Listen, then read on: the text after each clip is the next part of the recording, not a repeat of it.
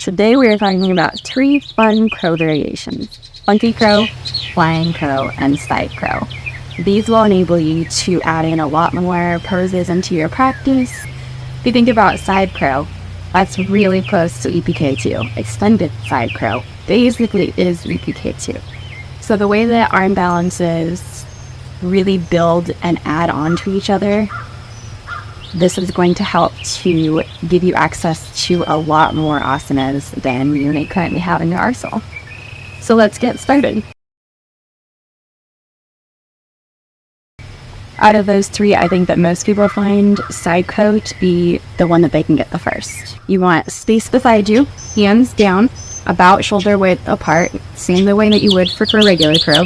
You want your tricep on the outside of your leg to make some contact here. Going to create a shelf.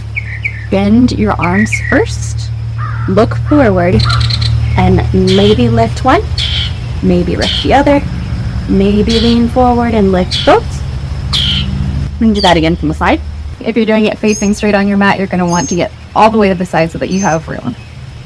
So first step, plant hands, wide hands, dig into the mat, come up a little bit, make that contact.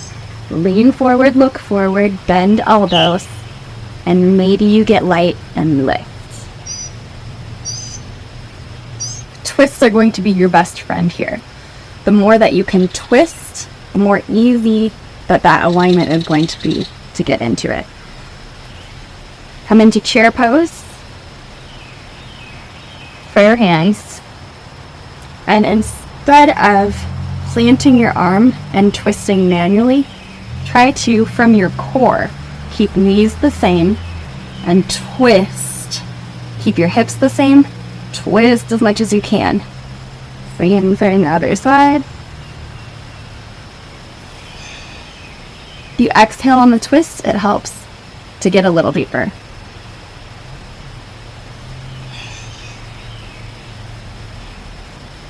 So now let's put that all together. Come onto one side, far side of your mat. Inhale up into chair pose, really nice and deep. Sit down back onto your heels. Exhale and twist. Take that little extra help. Keep that contact. Set your hands down. Bend, bend. Let your legs kind of swing out to the side a little bit. And maybe you lift. Set it back down with control. And then it. Inhale up. Nice and deep. Exhale, twist. Take that little extra help. Set down. Your hands are just a little bit in front of your toes. Bend, lean, look, get light. Lift. Now if you can do this without resting the opposite side ribs onto the opposite side tricep, you'll set yourself up for more success in other arm balances in the future. However, when you're first getting it, if you want to take that little extra shelf, you totally can. Now let's try taking it in flow. Come to the top of your mat, but all the way to one side. Inhale into low chair. Exhale, twist. Set down. Lean, look, lift. Set back down. Come up to center. Chair pose. And stand. Funky crow. Funky crow is basically a combination of baby crow and regular crow. Doing funky crow on one side and traditional crow on the other side. If you think about it that way, it's a lot easier. So break it down.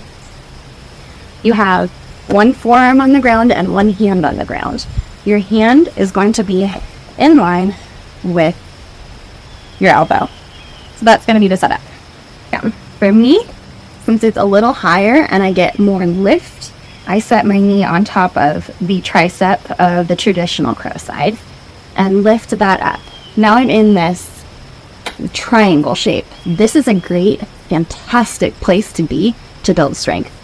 If you want to do reps like this, It would really help to build your confidence in the shape and your strength. Now, walk that in a little bit, and you get that knee on that other tricep. From here, you can lift, lift, lift, and you'll be in Honky Crow. As usual for assistance, we have our handy dandy block. Since I'm going to be supporting the higher leg, I'm going to put this on the higher setting. So hands down, forearm down, really into tricep, and we'll just support our leg here. Push the top of your foot into the block, and then see what that feels like. You're in Honky Crow with an extra support. This is a rare one for me where the compact position is harder than the flying position. So for me, if I set down my hand, set down my forearm, knee, and then if I lean forward, looking over the hand that's down, and lift my other foot up, this is the easier position for me than being down here. I know it sounds crazy, so give it a try. That tuck position is the easiest for me to maintain. Everyone's going to be different with their balance. And maybe you try to fly it. Alright, front view, opposite side. So, hands down, forearm down. Top knee down, bottom knee down. Like I said, this more compact shape is harder for me. Here's the lifted, and here's flying.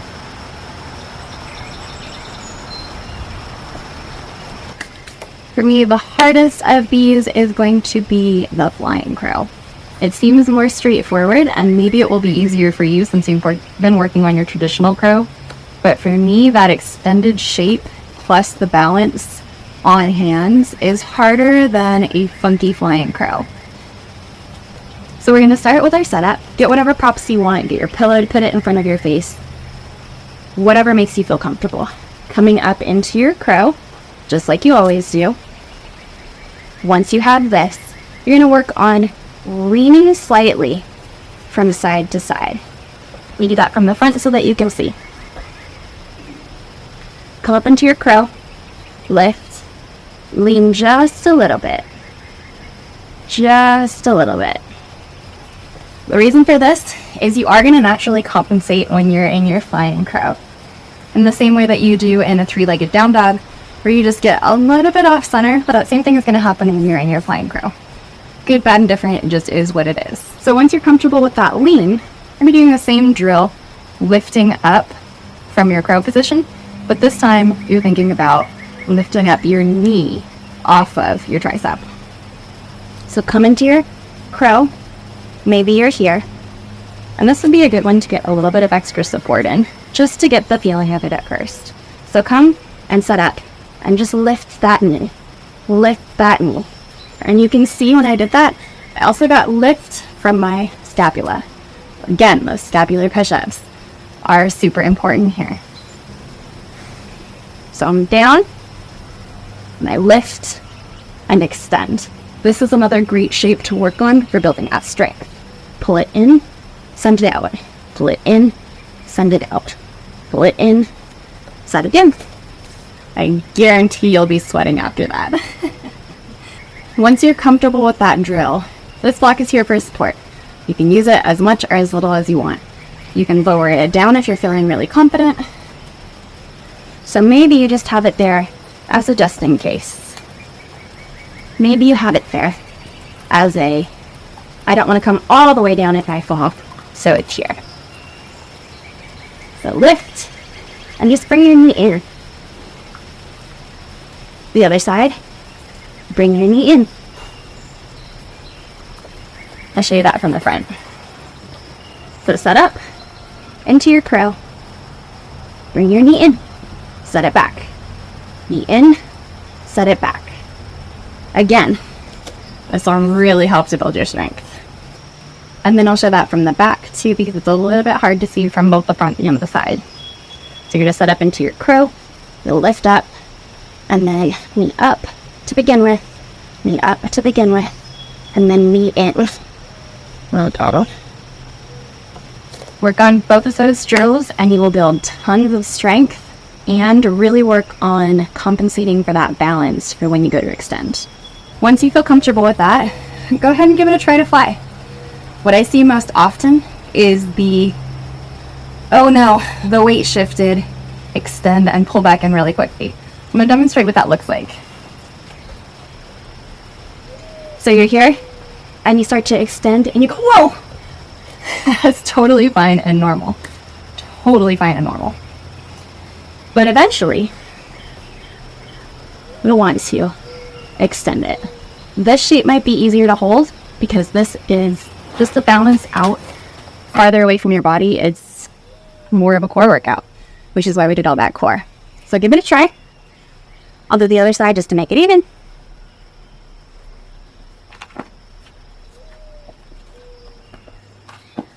And then a quick example of flying crow in your practice. And inhale, arms up. Exhale, fold down, lift. Inhale, flat back. Set hands. Come up into crow pose. Fly your crow. And then gently set it down. Three-legged dog. Come back. Fly it up. Bring it in. Set it down. Inhale. Exhale. Inhale. Exhale. There are tons of ways to incorporate it into your flow, but that is a final line. It really challenges your control. If you don't get it the first time, don't feel bad. But it really is a great one to incorporate into a lot of different areas in your practice. Untitled Chapter.